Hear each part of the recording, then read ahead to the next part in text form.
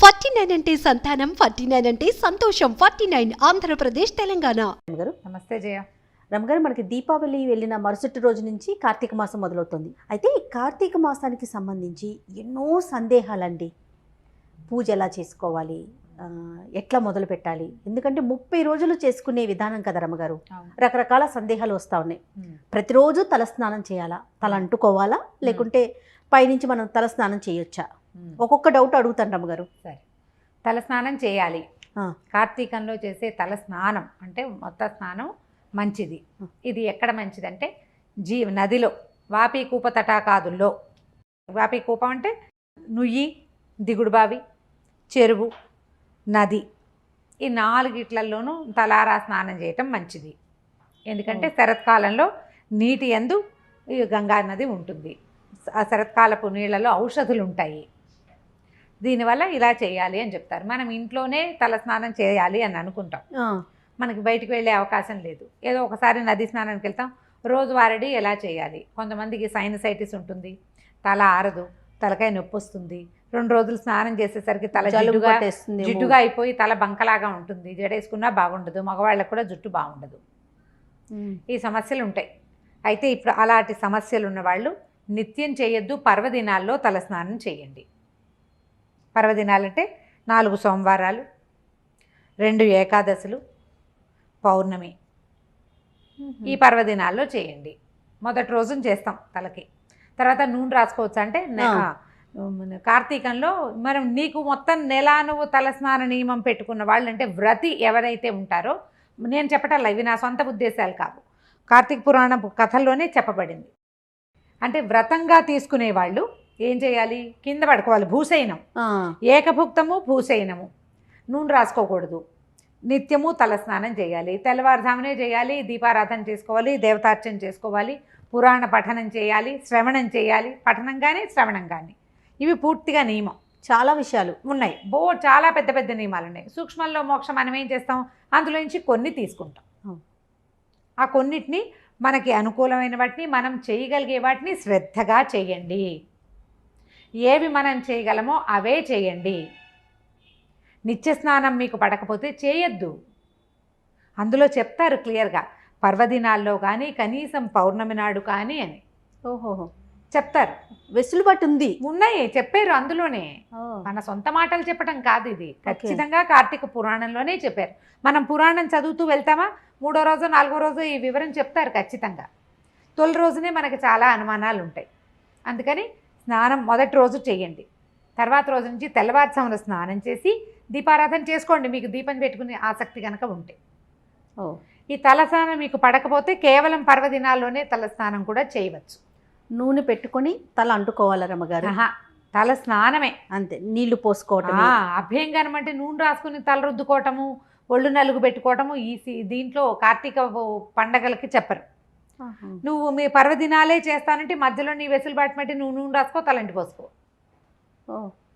నూనె రాసుకుని ఇప్పుడు తెల్లవారుజామున చేసేటప్పుడు ఎప్పుడు నూనె రాసుకుని, ఎప్పుడు నలుగు పెట్టుకుని ఎప్పుడు చేస్తారు? అవును, ముందు రోజు సాయంత్రమే ఏదో నలకంత నూనె అంటుకుని తెల్లవారుజామున మనకు అవకాశం ఉంది కాబట్టి షాంపూ చేసుకుంటాం. మనకి నదుల్లో, బావుల్లో, వాటి దగ్గర అక్కడ ఇక్కడ స్నానం చేసే అవకాశం లేదు కదా. తప్పకుండా ట్యాప్ వాటరే కదా మనం చేసేది.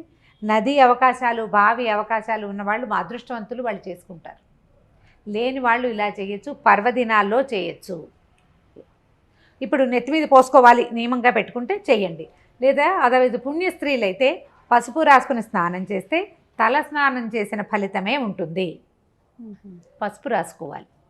పుణ్యస్త్రీలు, భర్త ఉన్నవాళ్ళు అందరూ కూడా పసుపు రాసుకుని, నెత్తి మీద నీళ్ళు పోసుకున్నా పసుపు రాసుకోవాలి, ఒంటి నీళ్ళు పోసుకున్నా ఒక చిటికెడు పసుపు రాసుకోవాలి. చిటికెడు పసుపు రాసుకుని ఒంటికి కంఠస్నానం చేస్తే కూడా తల స్నానం చేసిన ఫలితమే ఉంటుంది. వీళ్ళు దీపారాధన అవి చేసుకోవచ్చు, మడికి ఎటువంటి తప్పు ఉండదు. బాగుంది, ఓకే. తర్వాత దీపం పెట్టుకునే విషయంలో నిత్య దీపారాధన చేయాలంటే పొద్దున్న సాయంత్రం కూడా అవసరమా? అవసరమే. అంటే అది కూడా విధానం. విధానం అవసరమా కాదు, విధానమా? ఏ నియమం పెట్టుకుంటే ఆ నియమం. ఇప్పుడు ఇంట్లో ఎవరైనా సూతకాలు లాంటివి ఉంటే వాళ్ళు నిత్య దీపమే కానీ కార్తీక దీపంగా పెట్టకూడదట. నేను మా పురోహితుడు వావిరాల సుబ్రహ్మణ్యం గారిని కనుక్కున్నాను. ఏడు సూతకం ఉన్న వాళ్ళు పెట్టుకోవచ్చు అంటే, సూతకం ఉన్న వాళ్ళు పెట్టుకోవట్లేదు. సాధారణంగా అందరూ పొద్దున్నే తలస్నానం చేయటం, దేవతార్చన నిత్య దీపారాధన దీపం పెట్టేసుకుంటాం. తులసికోట దగ్గర దేవాలయంలో కానీ దీపం పెట్టుకోవచ్చు. ఉదయకాలంలో నీకు సాగదు, సాయంకాలం దీపం పెట్టుకోవచ్చు. ద్విసంధ్యల్లో నువ్వు పెట్టుకునే నియమం పెట్టుకుంటే పెట్టుకోండి. మన నియమాన్ని అనుసరించే అది కూడా పురాణంలో చెప్తారు. కార్తీకంలో ఇంట్లో అసలు దీపం పెట్టుకునే వెసులుబాటు లేదు. మనకి చిన్న ఇల్లు లేదా గాలి ఎక్కువ వస్తుంది, దీపం ఆగదు, దీపం కొండెక్కిపోతే అదో దిగులు, భయం, బెంగ గోల్డ్ వస్తాయి. దేవాలయానికి వెళ్ళి దీపారాధన చేసుకోండి. నెలంతా సాయంకాలం సమీపంలో ఉన్న ఏ దేవ మందిరానికైనా వెళ్ళి దీపారాధన చేసుకోవచ్చు. శివాలయంలో కానీ విష్ణువాలయంలో కానీ అని స్పష్టంగా చెప్తారు. దీపారాధన చేసుకోవచ్చు. నువ్వుల నూనె ప్రధానం. నువ్వుల నూనెతోటి దీపారాధన. ప్రమిదలే పెట్టుకోవాలా రమ్మగారు, లేకపోతే ఇంట్లో ఉన్న ఏ కుందులో అయినా కూడా మనం దీపం పెట్టుకోవచ్చు? నిత్య దీపారాధన అయితే కుందులో పెట్టుకోవచ్చు. వాకిళ్లలో పెట్టేది మట్టి ప్రమిద పెడితేనే మంచిది. వాకిట్లో మన మట్టి ప్రమిదే. దీపం ఎటువైపు పెట్టాలి ఇలాంటి నియమాలు చాలా మంది ప్రశ్నలు ఉంటాయి.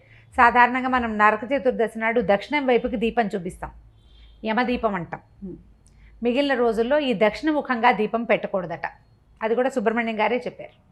ఉత్తర దక్షిణాలు వాకిలు ఉందనుకో, అప్పుడు దీపాలు రెండు ఎదురు బదురు వచ్చేలాగా పెట్టుకోండి, తూర్పు పడమరలు అయిపోతాయి.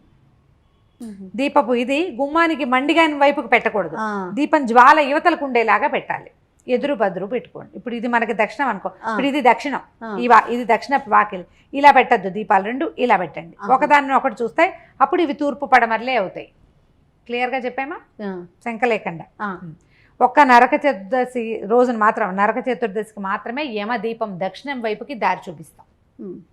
తరువాత నుంచి మళ్ళీ మామూలుగానే పెట్టుకోవాలి, ఇంకా దక్షిణ దీపం అవసరం లేదు. రమ్మగారు, వంటల్లో ఉల్లి వెల్లుల్లి ఇలాంటివి వాడుతూ ఉంటాం కదా, మరి ఈ మాసం అంతా కూడా ఏమైనా నియమం పాటించాలా? అంటే మీరు నాన్ వెజ్ తినే వాళ్ళు ఏంటి? అదే వెజిటేరియన్స్ అంటే మామూలుగా వెజిటేరియన్స్ ఉల్లి వెల్లుల్లి వాడుకునే వాళ్ళు ఉన్నారు. వాళ్ళు ఈ నెల రోజులు వాడకుండా ఉండటం మంచిది. ఉల్లి వెల్లుల్లి వాడకుండా ఉంటేనే మంచిది.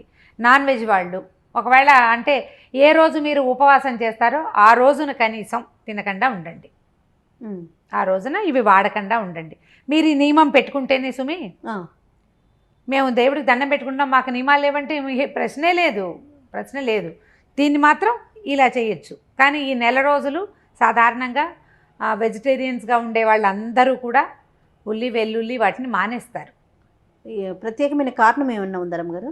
అంటే సాత్వికమైన ఆహారం తీసుకోవాలి. ఉపాసనా సమయం కదా జయ, ఉపాసనా సమయం. ఇందులో లోపల మనకి ఉద్రేకం కలిగించే వాటిని తీసుకోకూడదు అంతే. ఇప్పుడు ప్రతిదీ దేవుడికి నైవేద్యం పెట్టి తీసుకుంటారు.